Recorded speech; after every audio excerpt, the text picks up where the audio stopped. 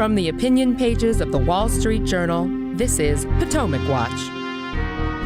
Welcome back. How about this issue being raised about questions about whether any shenanigans are going on in the Arizona counting? And naturally, as you would expect, this is coming primarily from Donald Trump. Here he is yesterday on Truth Social. Wow, they just took the election away from Kari Lake. It's really bad out there. No specifics, no actual allegations, just spraying some smoke. We also have Kari Lake on Monday. This is her speaking about the fact that her opponent in the gubernatorial race is the current Secretary of State. We called for her to recuse herself July of last year of 2021, right after we got into the race, recognizing that there's a major ethical problem there. Obviously, just the optics of it looks bad. And she didn't do that, even though many people have been calling for her to recuse herself. It creates problems, to say the least. Alicia, what do you make of these arguments? I mean, on the latter one, I get that there's a bit of an optics problem, but Brian Kemp was also the Secretary of State when he defeated Stacey Abrams in the Georgia gubernatorial race, and that was a lot of what Stacey Abrams tried to make as an argument, and I think Republicans rightly pushed back on that. Right. The problem is that they don't bring any evidence. I mean, you can say, well, maybe there's a conflict here, but again, they don't bring any evidence to bear that there are any improprieties in either the ballot counting or ballot collection. And you have to recall that Arizona actually a few years ago, and this went up to the Supreme Court, passed some very strict ballot integrity measures that limited ballot harvesting and such, and it required in-precinct voting. So you don't really have the opportunities like you might perhaps have in a state like California for kind of misconduct or some shenanigans.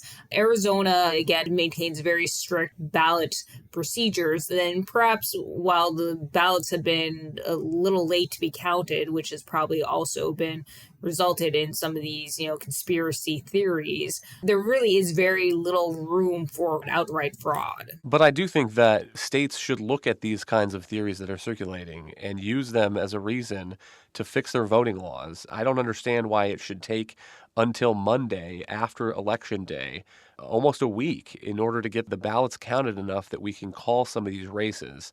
And just to clarify why, what happened in Arizona in Maricopa County has said that on Election Day, voters dropped off about 290,000 mail ballots, which was about 100,000 more than happened in 2020. And under state law, the county is not allowed to retrieve those ballots until the polls close. And so the local officials there have said maybe we need a change in the law. We need to not allow people to drop off these numbers of ballots on Election Day, because then we have to go through, after the polls close, the process of scanning them, of verifying the signatures, of opening them, of running them through tabulation. And there's other examples. I mean, Florida does a lot of that in advance. And so, Kim, I mean, I get that the response to these conspiracy theories is always, where's a hard allegation? I mean, we have local officials acting in good faith, doing the process as they are supposed to. But at the same time, I understand why, when results are starting to trickle in, people start to think, wow, we know this election now is only separated by a few thousand votes.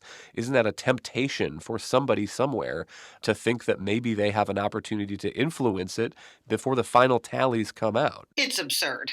And I think it's really a dereliction of duty that some of this wasn't investigated and looked at and changed in the past few years. And one example I will give outside of Arizona is Pennsylvania, where they still have a law on the books that says you can't begin opening absentee or mail-in ballots until the end of voting on Election Day. And that just guarantees a very, very long, drawn-out process where it provides so much opportunity for people to begin to question the results. We've been having a discussion for the last 2 years about election integrity and faith in elections. And people have thrown out all kinds of different ideas, cleaning up voter rolls and voter ID, et cetera. And it strikes me that it's time to instead focus a little bit more on election systems and the time that it takes to get this done.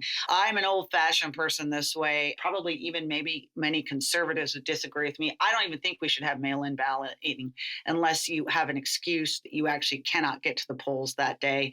This is as sacred a right as everyone talks about. Then I think it's your civic duty to go in and vote on Election Day. Finally, the other big news Monday concerns President Biden's student loan cancellation plan. And on Friday, we talked about a federal judge in Texas who had enjoined the loan cancellation, and we suggested that maybe the real case to watch is out of the Eighth Circuit. And on Monday, Alicia, we did get a ruling from the Eighth Circuit. So why don't you tell us what that appeals court did? So in this case, so to backtrack, this was a case actually brought by 6 states. Missouri was the lead plaintiff here.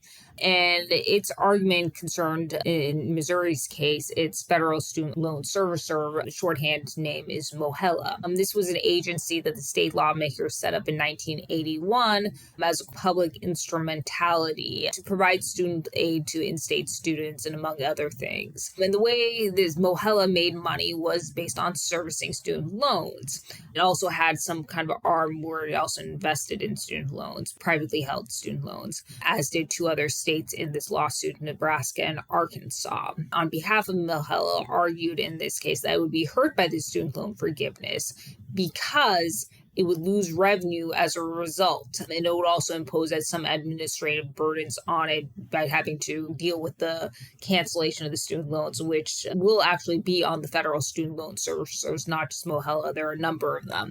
MOHELA was servicing about $168 billion in student loans, which is about 10% of all federal student loans outstanding. Now, the threshold question for any kind of lawsuit is the plaintiff concretely or has suffered a concrete and particular injury. And lower federal court judge said no, that in this case, Missouri is the actual plaintiff here, and this was lawmakers intended MOHELA to be a self-sustaining independent unit. Maybe it was, even if it's a public instrumentality, this was intended to be self-sustaining, and that therefore that Missouri was not directly harmed. I thought the judge's ruling there, which basically dismissed the case as a result of lack of standing, was somewhat dubious because there are a number of, think about government agencies, public pension funds, U.S. Postal Office Service, similarly intended to be self-sustaining, but obviously are arms of the state and government and could have, there's an implicit taxpayer backstop. In the Eighth Circuit here ruled that actually, the lower judge's opinion was a little cursory and ignored that actually the law requires MOHELA to distribute $350 million into basically a state treasury fund. And therefore, there is actually a very concrete nexus between the state and MOHELA. And if MOHELA doesn't actually pay or distribute funds into this account, it still owes about $105 million, then the state is on the hook to fill in that gap. And this special fund helps the way the judges described it in their ruling yesterday. This provides, support for public colleges and capital improvements at them. So the judges ruled that Missouri indeed did have standing here.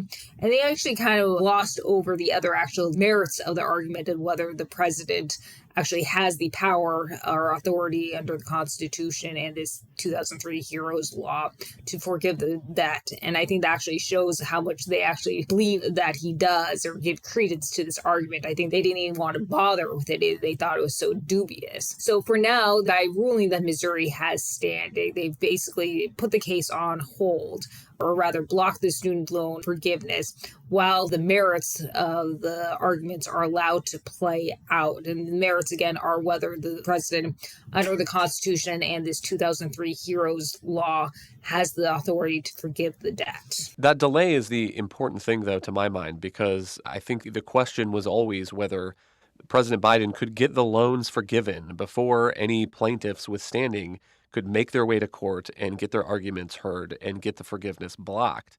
And now we have 2 federal courts, one a district court and one an appeals court, that have, in fact, blocked the law. And if Republicans take the House, as they are expected to now, and if the delay continues through January, the Republicans in the House might very well file their own lawsuit saying that President Biden is overstepping his authority and stomping on the House of Representatives' power of the purse. And so, Kim, it seems like the legal deck is now pretty stacked against President Biden's student loan forgiveness plan here. But do you think this is ultimately going to end up at the Supreme Court one way or another. President Biden will probably not let this go as a political agenda item until he appeals all the way up. Right. That's why it's likely to go to the Supreme Court.